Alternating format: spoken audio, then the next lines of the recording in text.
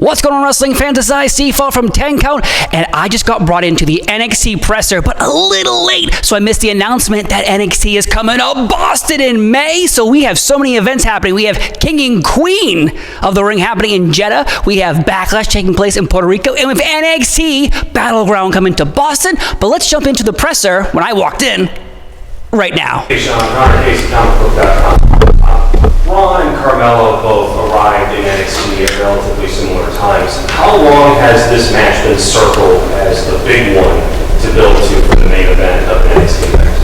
Well, this one, again, is similar to the Johnny and Lawler story. This was one that, when they first came in, to your point, you could just sort of see the picture of these two individual guys that were special. And for the longest time, Ron was an NXT champion, and Melo was the North American champion. So I guess that was one just that you put up that, again, if everything works out appropriately, this is what sometimes, again, with injuries or things changing, call-ups, all the stuff that goes on in this industry, you sometimes worry that, well, that's the one we've got in our back pocket. So if we have to pull that out sooner, we will. Again, for instance, going out on the road the first time, you know, we want to sell tickets. That's a good one you want to go to. Thankfully, again, we were fortunate, again, creatively to not have to do that. So I guess this is all one. Those are ones you think about, you put in the vault, and you do everything you can sort of creatively to make sure you don't get there until you want to. And like I said, that we were just fortunate enough that all of that worked out in this particular instance. And I think to try to put it off for another year, a little bit too much. So this was the time to go for it.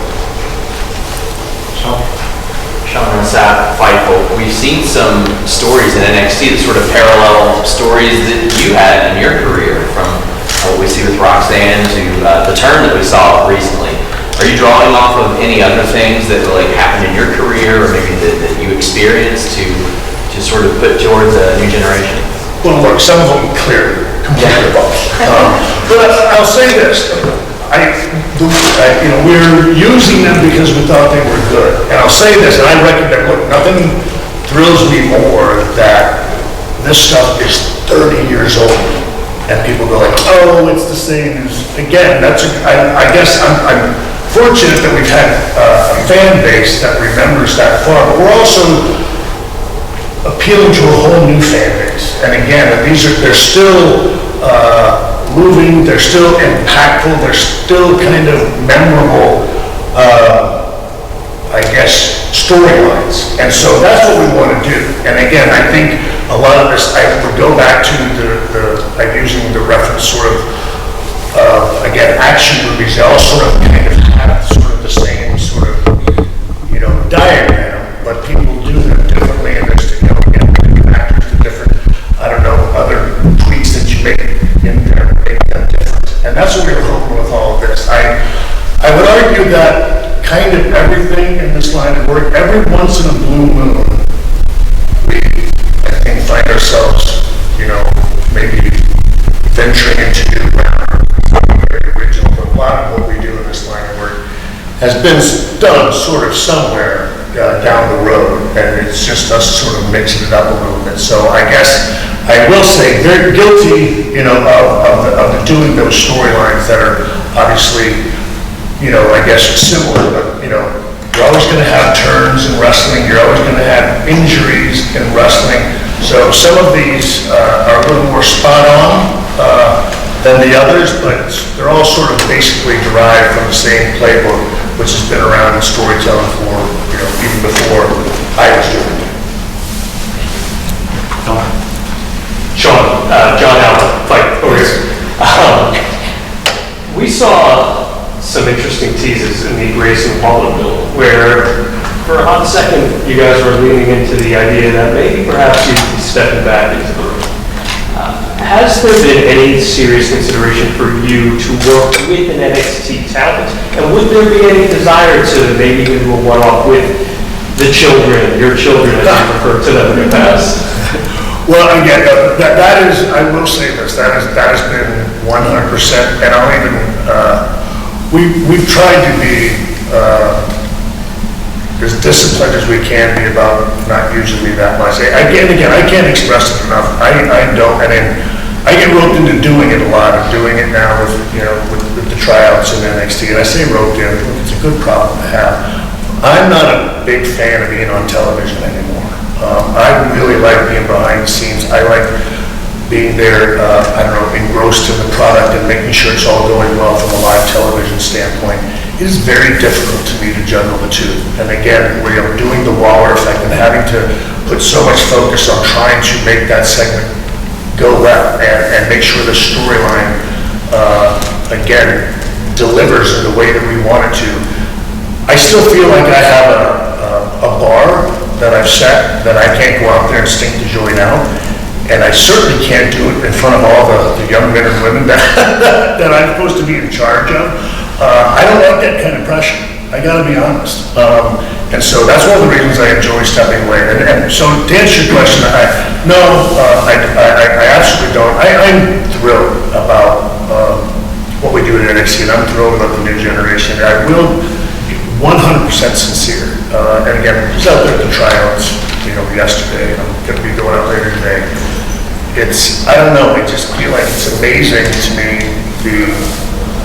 the new athletes that we've tapped into. And then you see their ability, and then you think to yourself how that could maybe transition into our line of work and what that means for the future of the WWE.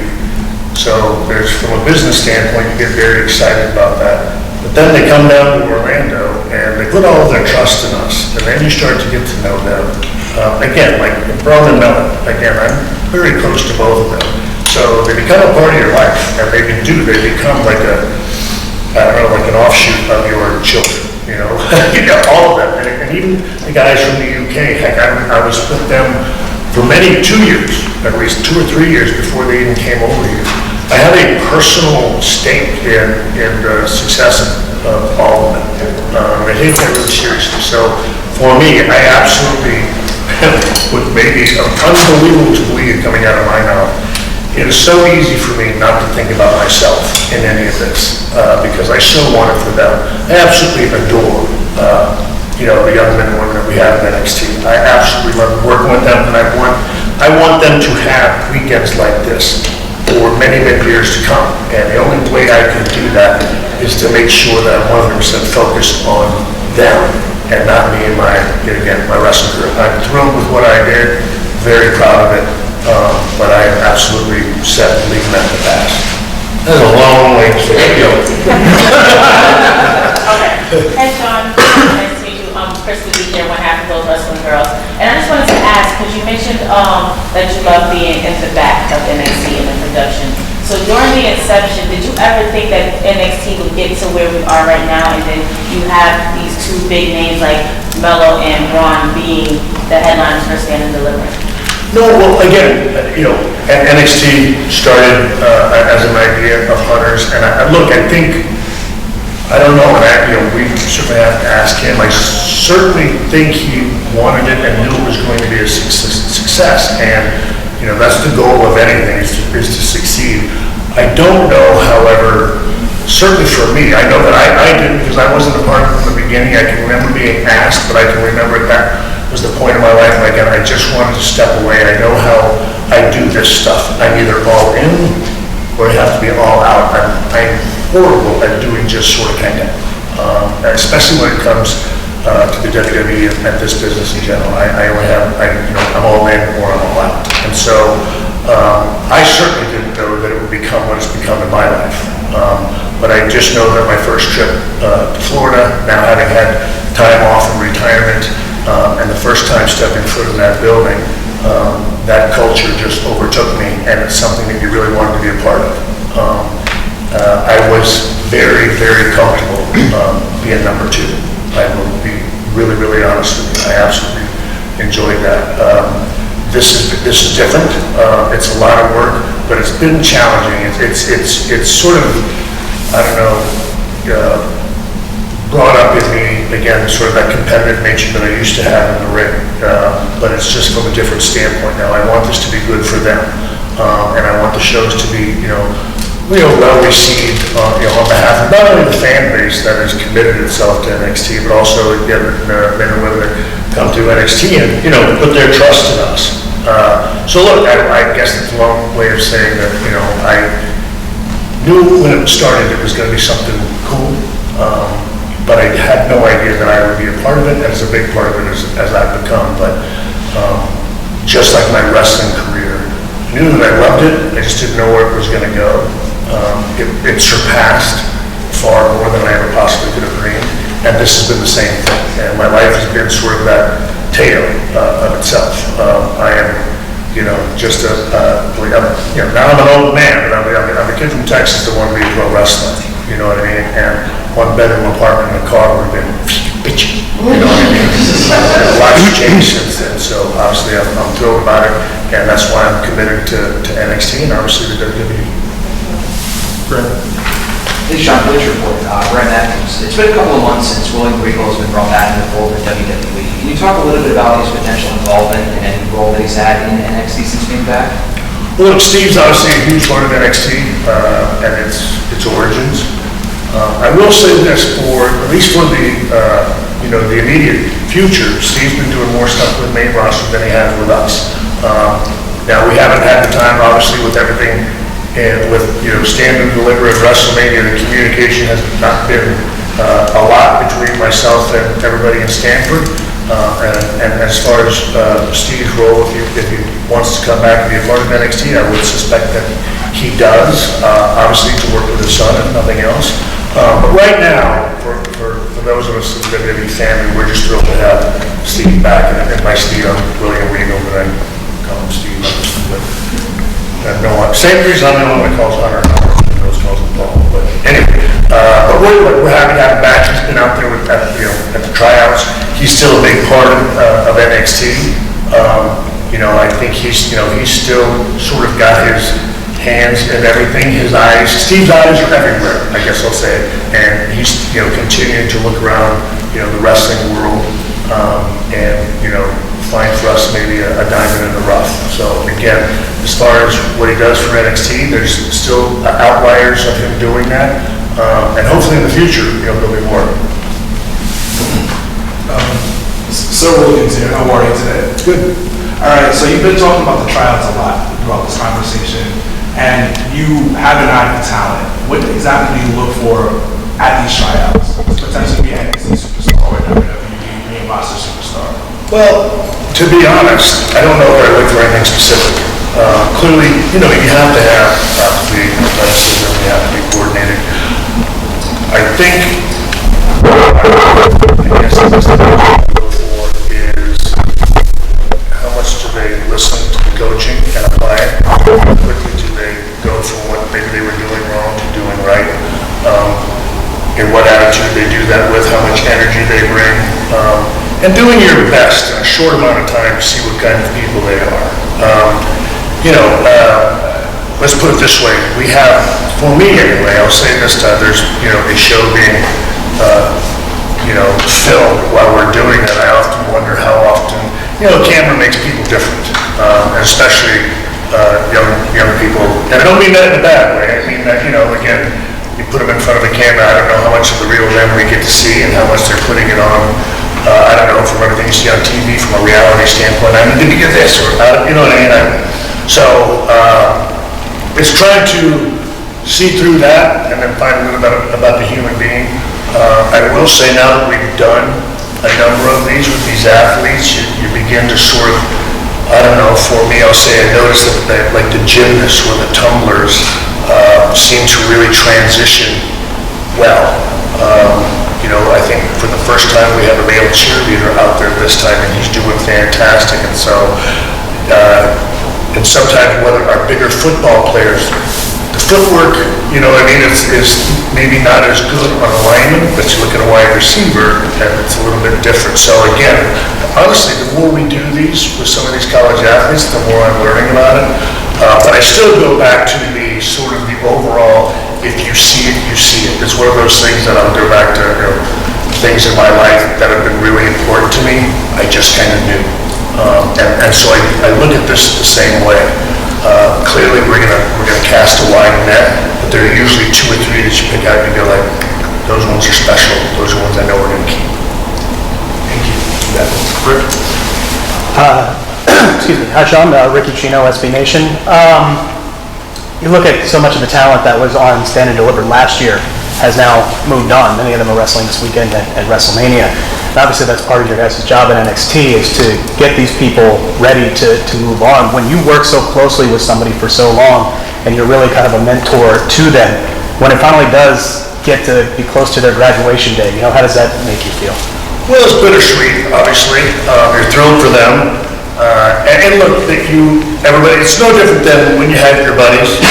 Again, we all used to travel up and down the road together. Then Kevin and Scott, they're going to, they go to WCW. Like, I don't know, we'll still talk, we'll call them. No, you don't. Because you don't have time. The business is busy. And the same thing with our talent that go up. Like, I'll come back and visit. And then maybe they do a couple times, and all of a sudden, life, the job, and everything else gets a hold of them. But that's, again, I've been doing this for 38 years now, and so I'm used to that. Our job is, again, to give them the best platform that we can and enable them to have success. I think it's a good thing, and I take it as a compliment if they're having so much success they don't have the time to fit us into the schedule. I'll say this, it's one of those things where, it's sort of a roll of the dice. I'll find out what kind of job I did because one day, sooner or later, you're gonna interview them, you're gonna have them on a podcast, and they're either gonna say something really nice about me, or they're gonna really bury me, and then I'll know what kind of job I did. Well, I appreciate it, I get one guy thinks I'm funny. Thank you very much. But again, look, I'll say this, I know what our intentions are there, and it always helps, again, I guess when they, they all still keep in touch. You get a text every now and then, and it's very nice. And so, like I said, that's what it is. It's just being a part of somebody's life, being, something that you go like, they say thank you. And that's, I don't know, and I even see it at the tryouts. You see some of them come back and they come up and they, you get a hug instead of a handshake. You know what I mean? And it even happens with Regal. And so, and I watched someone like an almost come in yesterday where I didn't have a lot of time with him, but I could see him just hugging Regal, because Steve's known him from the very beginning. You know what I mean? And I guess that's the stuff that we take with us. It isn't about how much they call us or how much we see them. The fact that when they do see us, you can tell it was something special. And I don't know, it was a joy for me to sit there and watch that yesterday. Because without Steve, a lot of those people don't make it in the door. I apologize. Do we have a water by any chance? Do we have any water in here?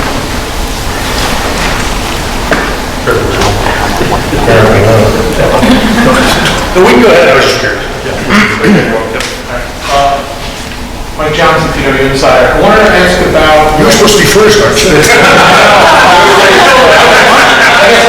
That's like twice now. You're giving I wanted to see what the status is on NXT Europe as you guys develop it. Where are we in terms of talent recruitment, infrastructure, and have any of the plans changed with the company potentially being sold next year? So as far as I know, no plans have changed. But again, that's what we do in NXT. We zig when we're supposed to zag if they ask us to. But right now, it's my understanding that everything is on course. And I will say this, to be honest with you, I never know what the hell it is I'm supposed to say about that stuff and I'm not supposed to say. I do know that it's still on course. I know that we're putting sort of it from our standpoint, from a creative standpoint, getting people on board that we think will help be able to, write and produce that show, things of that nature. We have in our minds, and that we put down on paper, certainly from our standpoint, talent that we feel like one can benefit from it, and also some of our new and younger talent that we have at NXT where we say like they might not be live TV ready, but these would be great prospects to do from an NXT Europe standpoint. And then I have also on our own, again, because I just sort of assume we're going to get asked, I've done a little research and had some people look into some obviously talent that live over, in the UK and in Europe and whatnot, and trying to sort of look at who we feel like might be the best to at least reach out to when the time comes that we get asked to do that. I hope that answers your question. Thank you, Steve. Hey, Shawn, usually I have my baby when we do Zoom call, but not today. Very nice. Yes, I'm Boston boy, very excited about coming back, but yet NXT Stand and Deliver is pretty much a WrestleMania of NXT. Could we see championships from NXT being defended on WrestleMania maybe next year? As far as the NXT match on WrestleMania? Yep. Well, look, I'll say this, I don't think, certainly when you come out here to the West Coast, that gets very difficult. I don't know, it's a great question. I don't see that being able to happen, to be perfectly honest, because one of our stand and deliver event. And look, it's also that, those spots at WrestleMania are very valuable. And look, we've moved to 2 nights, and that's, some of it is because one, obviously, can hold 2 nights, and I'd imagine it's, extremely successful from a company standpoint. But I don't know that that's maybe the best message to send to some of your, hardcore faithful guys on Raw and SmackDown, that they run the possibility of being replaced by a match on NXT. And I do understand that that would be a great highlight for us, and a great exposure for us. But I guess, again, I guess I get the luxury, I've been on both sides. Yeah. And those spots are very valuable.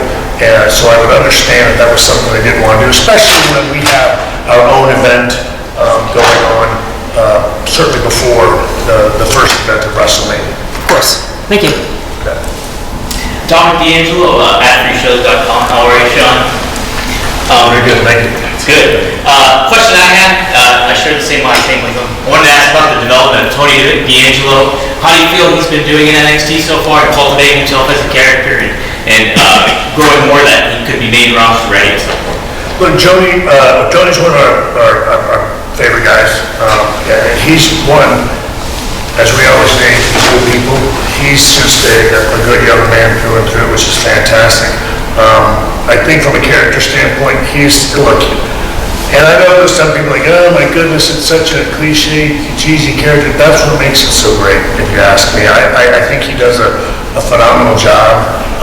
And look, Tony, I'll say, it's funny you ask that, because again, Tony is that guy to me where, depending on things, how they flesh out here in the next, I don't know, throughout the summer. I see Tony being the guy that goes to the next level here at NXT. Now that goes with me saying that's if we get to keep him. And so I think that's a good problem to have, because Tony is one of those guys that I feel like we have kept pretty steady and consistent on NXT, but we have not, give him what you might call the big push. But he's somebody that can easily transition to main roster, maybe because we've done a good job of taking care of him.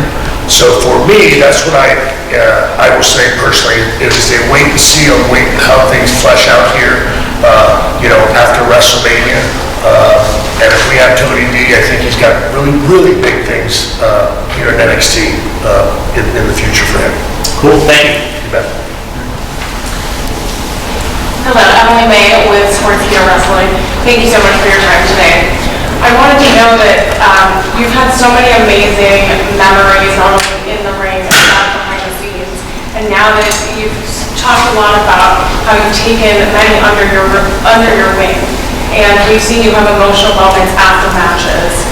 What are some of the memories that come to mind as you lead into WrestleMania weekend, as you're uplifting some of these NXT stars before their big moment? Well, again, I suppose that's one thing. I'm real with all of it. And again, I'll say that they understand that. I mean, I'm emotionally attached to a great many of them. They know that. I think that makes them sometimes want you to work really hard for me, which I think is a good problem to have. But they know I'm personally invested. And I guess what the hardest part for me and the most anxiety I have out of the weekend is now it's in their hands and I want it to go perfectly. And that to me, and it's funny because Hunter has been doing his best over the last, and he's been doing it over the last several years, but certainly the last several months of, I don't know, helping me sort of through being able to sit there. He's so calm and cool, and he just sort of sits there and rides right through. I yell at the screen, I'm up, I'm down, I'm moving all over the place. Like Johnny's sitting there smiling because I'm have to put headsets off. I'm all over the place because I'm so wrapped up in everything that it is that they do. I wanted to go perfectly for them, but you can't go out there and perform it for them. And so, I don't know, again, I guess that's what I do, is I just tell them I try to make sure they try to enjoy this, and to also remind them that the sun will, one of the things that they'll all say all the time, the sun will still rise tomorrow. The world is not going to fall, time will not stand still, your life will not go to hell in a handbasket if you don't have a 5-star match. You will be okay. We've still got, you've still got Tuesday. You know what I mean? For this job, the great thing is to always try to remember to let them know in 6 days we can change it. You know what I mean? It's 6 days. And quite honestly, the way the business is now, there's another show on Wednesday night, there's another show on Thursday night, there's another show on Friday night. Again, the news cycle is pretty fast, so all you have to really do is wait 24 hours and this too shall pass. So again, we tell them to make the best of it, but if it doesn't go the way they had hoped, they're always going to have another opportunity. Hi, Shawn. Joel Torres from Compradora. So this show is going to be at 1 p.m. Eastern, but here in Los Angeles it's going to be at 10 a.m. Eastern. Are there any challenges production-wise that you have been working with? Yeah. Oh, yeah. Next. No, it is. Look, it's incredibly challenging. It's, again, it's getting to the building at 5:30. It's a 6 a.m. Call time. And, and again, this is, you may not know this, but this is Los Angeles. Apparently it's a union. So look, people working overtime. No, it's very challenging, but I'll say this, again, no matter what you want to say about the WWE, the reality is this is what we do. It's part of the job. And look, we have no one to blame but ourselves, because we throw, batshit crazy challenges at one another, and then we feel, now we got to pull it off. And that's what's going to happen on, on Saturday morning. We're all going to roll in there at 6 a.m. Again, that production crew is going to be there. We're going to be there with the skeleton crew. We're going to have to get things done. We're going to have to get it done quickly and sharply and be out of there by a certain amount of time, and then get over to WrestleMania. It's just, and those people are going to pull it off. And so that's part of the challenge. And then you look at this show and you realize, again, we've got some 20-year-olds out there, we've got some 22-year-olds out there. Again, we've got our over-the-hill gang at probably 30. You know what I mean? So, and we're asking them to do all this before WrestleMania, and to do it again on a moment's notice. So again, it's incredibly challenging from every production standpoint. It's a thin crew. It's a very little time for, again, it's a new building, it's a new setup, rehearsals are different. Guess what? We don't have time to do a lot of stuff. But we're going to get it done, one way or another. And that's the challenge of it, that's the joy of getting it done. And look, when everything is said and done, you guys will grade it on the performance.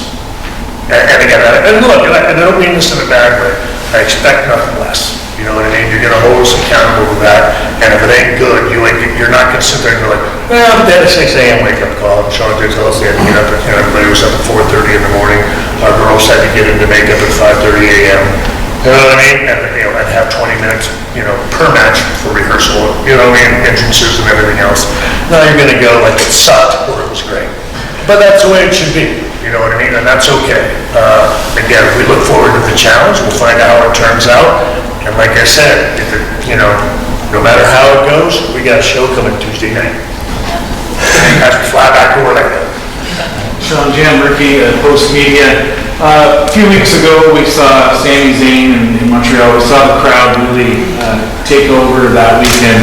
You're familiar with the Montreal crowd. Talk about what you do with the kids in terms of crowds, what to expect and how to work a crowd, and what goes into that, what you might expect this weekend. Well, you know what, I guess I'll say that from a crowd standpoint, I know that's always kind of a question mark, and I always, look, it's about enjoying the experience, no matter what it is, positive or negative. I'll say this, I think most people come to have a good time. Now, how everyone defines a good time may be different, but again, I guess for us, the great thing about being in front of those folks in Orlando, it's almost, we always tell everybody, they're a rough group, but it's almost like stand-up. You know, I mean, they might have to, it's great developmental training for them, because you never know week to week how our fans are going to react in Orlando. They can turn on you on a dime, or they can be behind you for some strange reason that you don't even know why. But it's great, which makes our superstars have to, develop and learn to think on the fly. It really affects from a promo standpoint. It makes them more sharp. So we always look at everything from a developmental standpoint. That's what we are. And so there's going to be good and bad all the time. And I'll say this job, no matter where you're going, you never know it all. You continue to learn, because again, the great thing about it is it continues to evolve, it continues to change. What you guys want, what you're looking for, what the entertainment dollar is asking for these days sort of changes on a regular basis. And I don't know that anybody can define what that is exactly. You just do your best as an entertainer to go out there, you know what I mean? Trust what you've done, trust the story that you're in, trust the match and everything that you've put forward. And then you got to go out there and let it roll. And again, I'll say this though, I think things are now viewed maybe a bit better in hindsight, you know what I mean? I think there's always, a chance for that. That's something to always, to remind them as well.